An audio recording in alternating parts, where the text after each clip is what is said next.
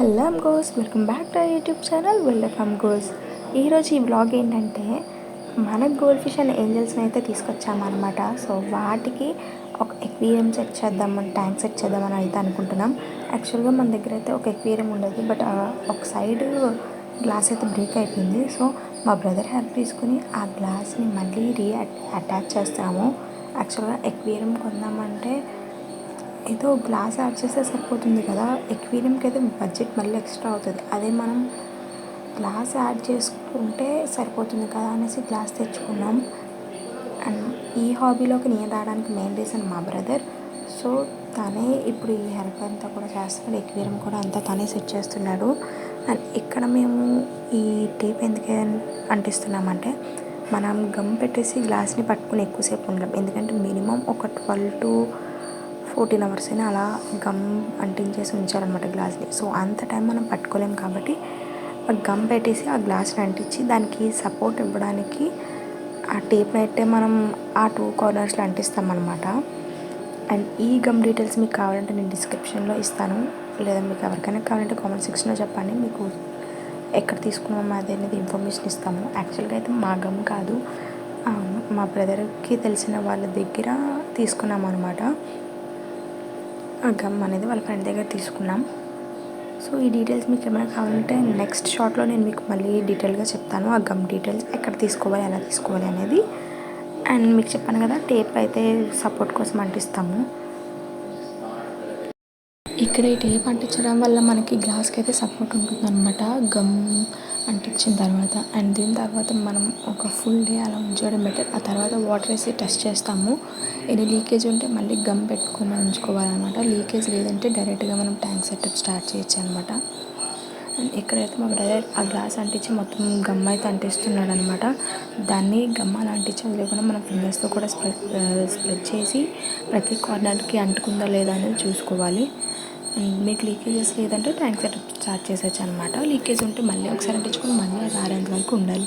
And ఇక్కడ మేము ఇసుక అయితే ఒక 2 to 3 days ముందే మొత్తం శుభ్రంగా వాష్ చేసుకుని ఒక నియర్లీ 8 times అయినా వాష్ చేసాం. వాటర్ క్లీన్గా కనిపించేంత వరకు వాష్ చేసుకోవాలి. రైనీ సీజన్ వల్ల మాకు 3 days టైం పట్టిందన్నమాట ఆరడానికి. ఆరిన తర్వాత కూడా మళ్ళీ జల్లించుకున్నాం. ఆ తర్వాత ఈ ఎక్వేరియంలోకి యాడ్ చేసుకున్నాం అనమాట శాండ్ని.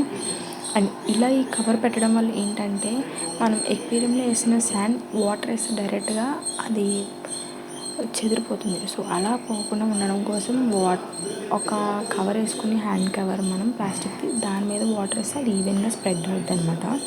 అండ్ ఇక్కడ మేము ఎక్వేరియం బార్డర్స్కి గమ్ అంటిస్తున్నాము, టేప్ అంటిస్తున్నాము.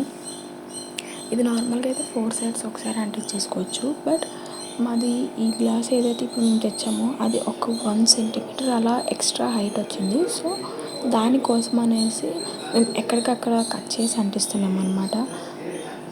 మేము కింద కూడా అంటించాలి, బట్ టేప్ సరిపోలేదు, ఇంకా అంటించలేదు.